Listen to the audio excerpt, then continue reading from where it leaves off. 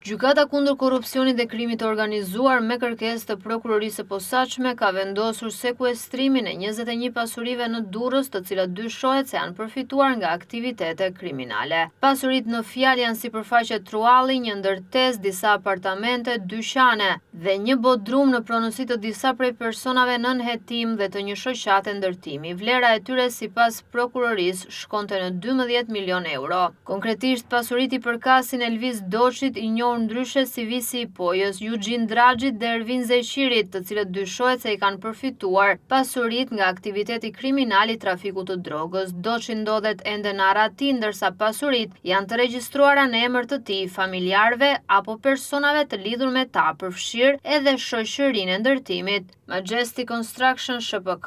Personat në fjalë po hetohen në kuadër të operacionit të përbashkët me SPAK dhe Dias Italiane, të koduar Ura, ku lëshuan në total 52 urdhër arreste.